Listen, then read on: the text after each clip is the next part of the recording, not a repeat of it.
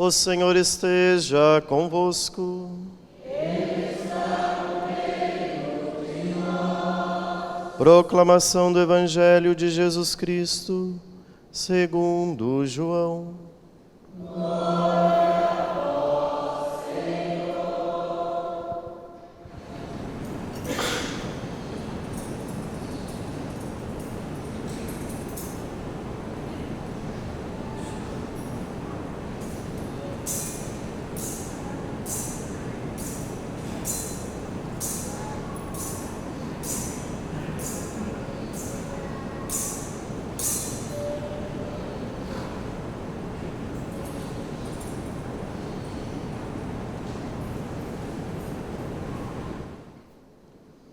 No primeiro dia da semana, Maria Madalena foi ao túmulo de Jesus. Bem de madrugada, quando ainda estava escuro, e viu que a pedra tinha sido retirada do túmulo. Então ela saiu correndo e foi encontrar Simão Pedro e o outro discípulo, aquele que Jesus amava, e lhes disse: Tiraram o Senhor do túmulo, e não sabemos onde o colocaram. Saíram então Pedro e o outro discípulo e foram ao túmulo. Os dois corriam juntos, mas o outro discípulo correu mais depressa que Pedro e chegou primeiro ao túmulo. Olhando para dentro, viu as faixas de linho no chão, mas não entrou. Chegou também Simão Pedro, que vinha correndo atrás, e entrou no túmulo. Viu as faixas de linho deitadas no chão, e o pano que tinha estado sobre a cabeça de Jesus, não posto com as faixas, mas enrolado num lugar à parte. Então entrou também o outro discípulo, que tinha chegado primeiro ao túmulo. Ele viu e acreditou. De fato, eles ainda não tinham compreendido a Escritura, segundo a qual ele devia ressuscitar dos mortos. Palavra da salvação. Glória a vós, Senhor. Ave Maria, cheia de graça.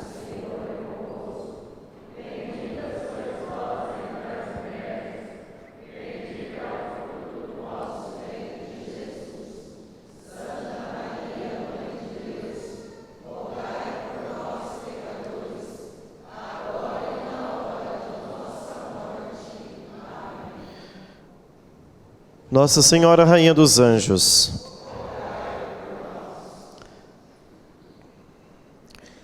cantai, cristãos, afinal, salve, ó vítima pascal, Cordeiro inocente o Cristo, abriu-nos do Pai o aprisco. Queridos irmãos, com este pequeno trecho da sequência de hoje, da sequência pascal, nós celebramos a ressurreição do Senhor.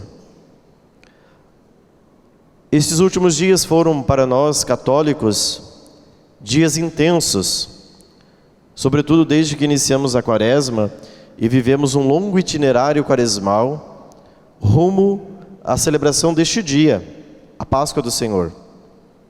Mas também não podemos deixar de recordar que esses dias se intensificaram desde o último domingo, quando iniciamos a Semana Santa, a Semana Maior, e entramos profundamente nos grandes mistérios da vida do Senhor. Desde o momento em que Ele instituiu a Eucaristia, no primeiro dia do Tríduo, depois a sua paixão, morte e ressurreição, depois permanecemos em silêncio com a sua entrega na cruz, até que no entardecer do dia de ontem, irrompemos as trevas com a luz do ressuscitado. E Ele, o Cordeiro imolado, como recorda o Apocalipse de São João, está de pé diante do trono de Deus. Ele é o Cordeiro invicto, ressuscitado, Ele é o Cordeiro Pascal, que em todas as missas rezamos: Cordeiro de Deus que tira o pecado do mundo. A Páscoa é para nós católicos uma grande celebração. Nós poderíamos dizer que dentro dos mistérios que nós celebramos na liturgia, este é o mistério central. Daqui verte e jorra um grande rio de água para compreendermos todos os outros mistérios. No entanto, este é um dos grandes mistérios da nossa fé, difíceis de serem compreendidos. Por quê? Porque a ressurreição, ela é um evento que aconteceu em primeiríssimo lugar com Jesus. Somente 2 pessoas estão ressuscitadas. Os demais, ninguém.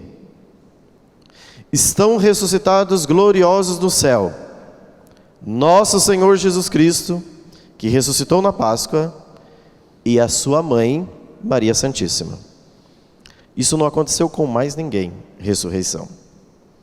Aquilo que aconteceu com Lázaro, no capítulo 11 do livro no Evangelho de São João, é reavivamento, não é ressurreição. O primeiro a ressuscitar dentre os mortos é Cristo. E depois dele, e atrás dele, sua Santa Mãe. Mas ninguém.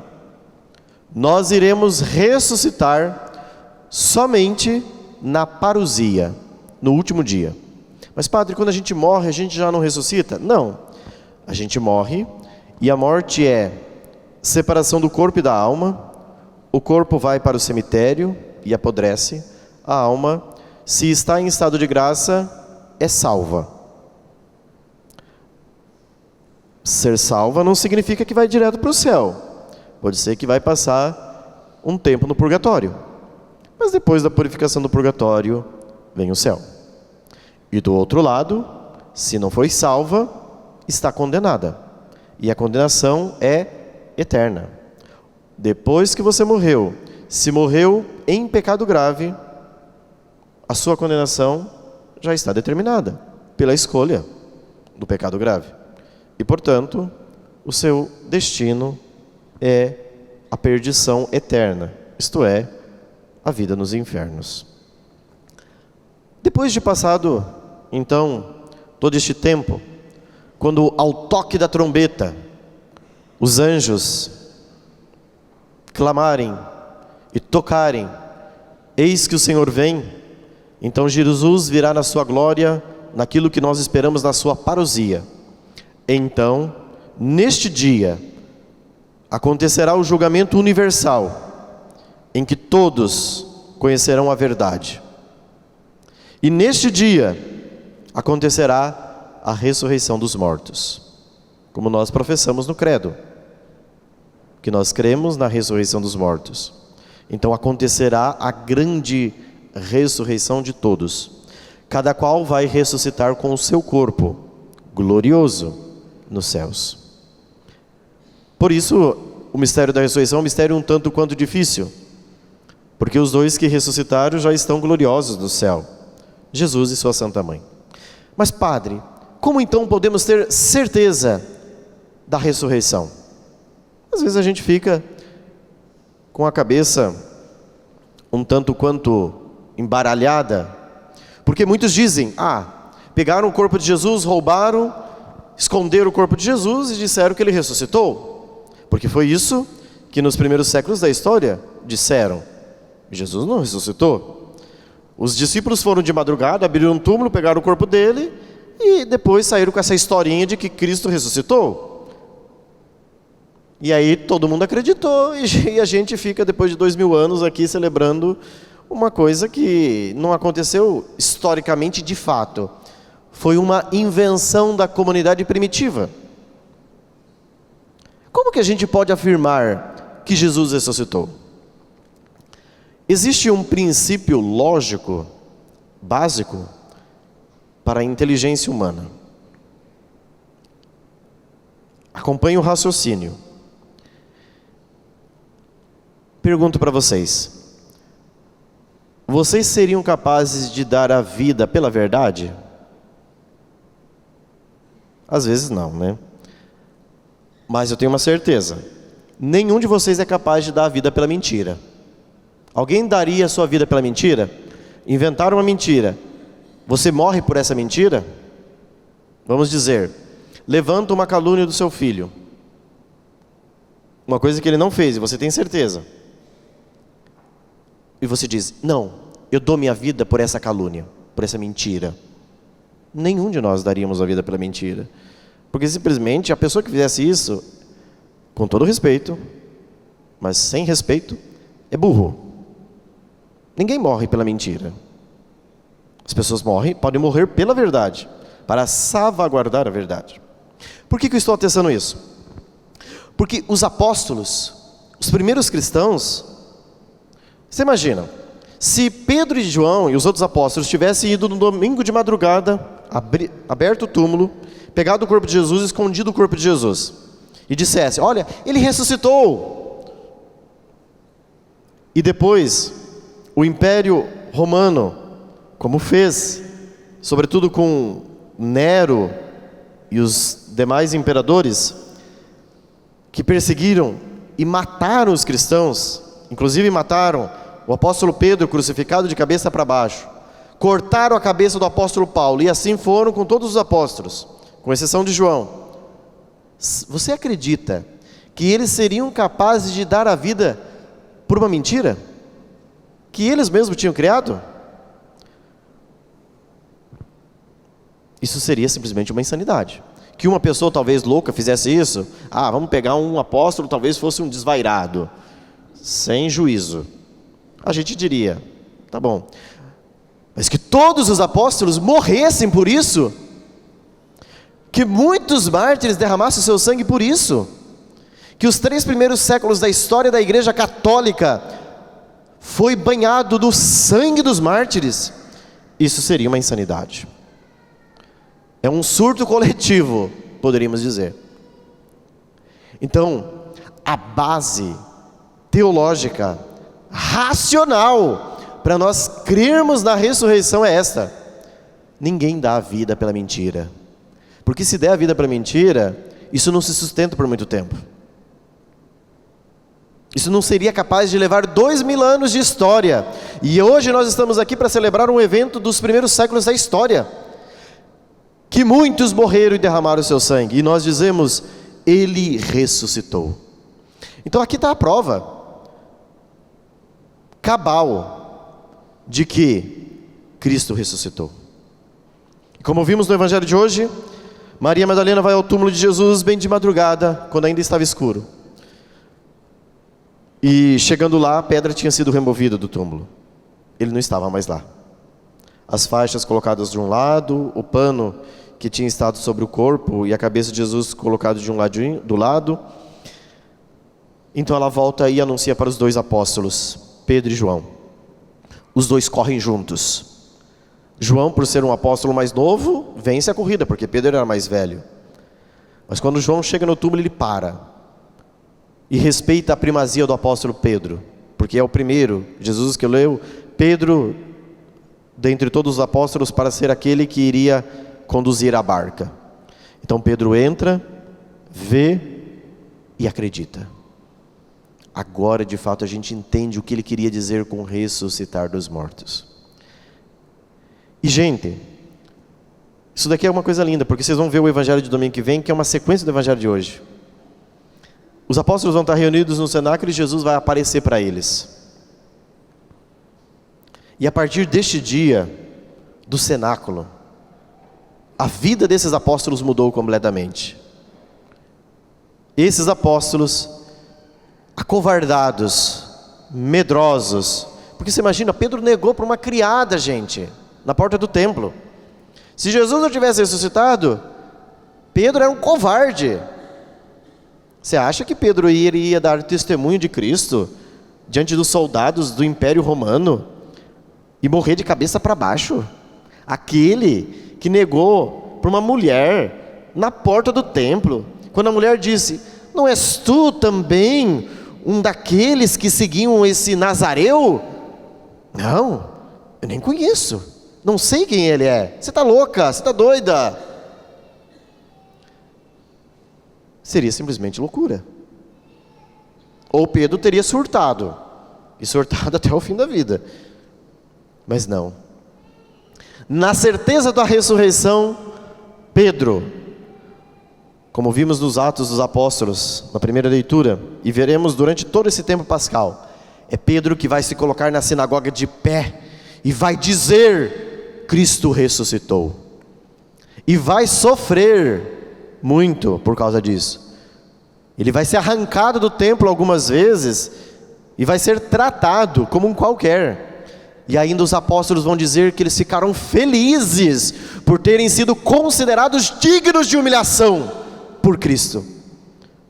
Se Cristo não tivesse ressuscitado, esses apóstolos, gente, Pedro teria feito o quê? Teria voltado a pescar, gente. Porque Pedro se dava muito bem com pescaria. Pedro tinha uma barca. Gente, no século I, você tem uma barca, não é que nem hoje, tem um barco, vou ali andar. Não, quem tinha uma barca era um comerciante. Os apóstolos que Jesus chamou, Pedro, Tiago, João e André, eram comerciantes. Eram do alto naipe da sociedade, porque ser pescador naquela época era ser um empresário. Talvez hoje a gente olhe, um barquinho, coitadinho, né? Vender peixe, o que dá lucro peixe, gente? Esses apóstolos. Não, no século I da história, eles eram. Então seria muito mais fácil ter abandonado aquilo e voltar a vender peixe, voltar a pescar e seguir a vida, porque aquele que nos chamou um dia aqui na beira do mar, fracassou numa cruz e acabou com a nossa esperança. Na verdade, ele só nos enganou durante 3 anos. Mas não. O Pedro acovardado, que teve medo do império, é o Pedro que agora, transformado pela força do ressuscitado, tem a bravata, a coragem, a ousadia de dizer, o Cristo ressuscitou. E nós vimos e damos testemunhos disso. Meus irmãos, a segunda leitura de hoje é uma leitura fabulosa. Por quê? O apóstolo Paulo na carta aos Romanos diz, para vocês, para mim, para nós católicos, será que todos nós, que um dia fomos batizados em Cristo, no dia do batismo, é na sua morte que fomos batizados? O apóstolo Paulo responde, pelo batismo, na sua morte, fomos sepultados com Ele, para que com Cristo ressuscitemos dos mortos, e assim levemos uma vida nova.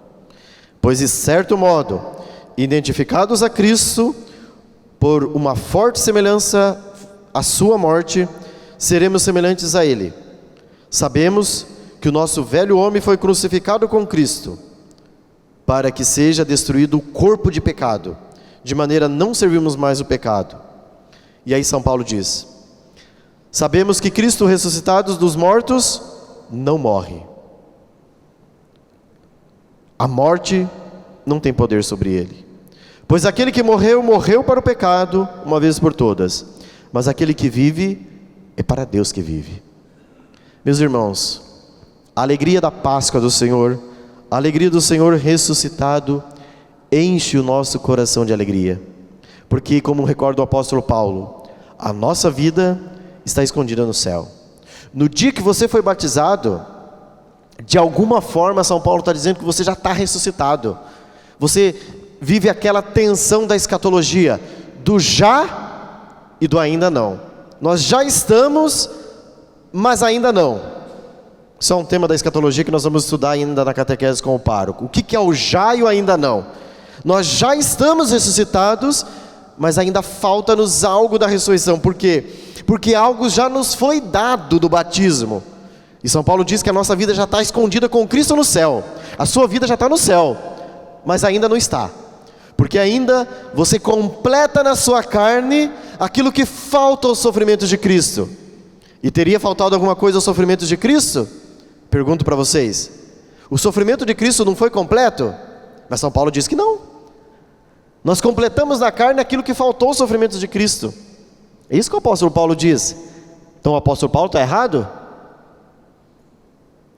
O sofrimento de Cristo não teria sido completo na cruz? Sim ou não? Foi completo, não foi?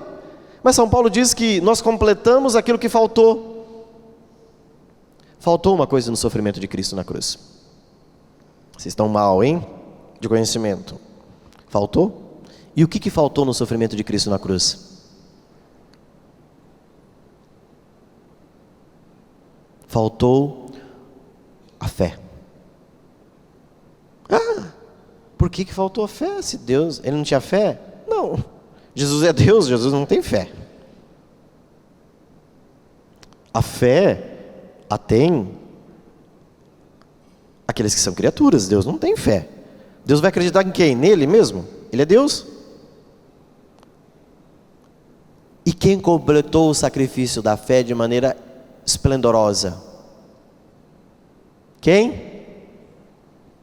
Quem? Vocês nem ousam responder, né? Ela está ali, ó. Ela, como nosso pai Abraão, que foi obediente ao pai, quando o pai pediu, vai lá e oferece seu filho em sacrifício, Isaac, capítulo 22, segunda leitura de ontem, da liturgia da vigília pascal. E Abraão foi, e disse que Abraão foi obediente a Deus, mesmo sabendo que tinha que sacrificar teu filho e matá-lo. Mas quando foi matar, Deus interviu por meio do anjo e não permitiu. Alguns anos depois, quase 2000 anos depois, a cena se repete. Uma mulher sobe o Calvário. O menino também sofre. Agora o menino já está crescido, é Jesus. Ele sobe com a lenha para o sacrifício, que é a sua cruz. Mas agora, o pai não intervém. O pai permite que o sacrifício aconteça. E o sacrifício é quem? Jesus. O cordeiro imolado de pé no trono do cordeiro. Ele é o cordeiro de Deus. O Agnus Dei. Maria completou de alguma forma os sofrimentos de Cristo. Através, diz o Evangelho de São João, que Maria estava de pé. Maria não estava prostrada no chão, com histeria coletiva, gritando: o que fizeram com meu filho? Não, ela estava de pé, diante do cordeiro imolado. E o estar de pé significa o quê? Prontidão. Eu estou pronta. Este sacrifício da fé, também nós participamos. Quando sabemos diante das nossas cruzes, que atrás de cada cruz existe o quê? Ressurreição. Saiba, na tua vida, entenda, atrás de cada cruz existe uma ressurreição. Ou você não é católico. Se você não crê que você está passando por uma cruz e indo para o Calvário, mas que atrás dessa cruz vem a ressurreição, vem a vitória, você ainda não entendeu o que é ressurreição. Por isso, neste domingo, renovemos a nossa fé, meus irmãos. É Páscoa. Renovemos a nossa fé na ressurreição e digamos com o nosso coração: atrás de cada cruz existe. Atrás de cada cruz existe vida. A morte não tem poder sobre a vida. Por mais que você esteja lá no abismo sofrendo com a perda de um ente querido, por mais que você esteja passando por uma doença, o câncer, por mais que você esteja passando por uma situação financeira, que você está no abismo, por mais que você esteja passando por uma situação emocional, psíquica, uma depressão, por mais que você tenha passado por qualquer coisa, tenha certeza, atrás dessa cruz existe vitória, ressurreição. Por quê? Porque Ele não ficou no túmulo, Ele venceu a morte. Isso é Páscoa, isso é ressurreição. Alegremos-nos, irmãos. Hoje é dia de vitória, e a vitória é de Deus, mas quem ganhou é nós. Nós ganhamos, nós somos vitoriosos, porque Ele vencendo, Ele venceu por nós, porque nós não seríamos capazes de vencer. Ele venceu, Ele ressuscitou. Alegremos-nos, é Páscoa do Senhor.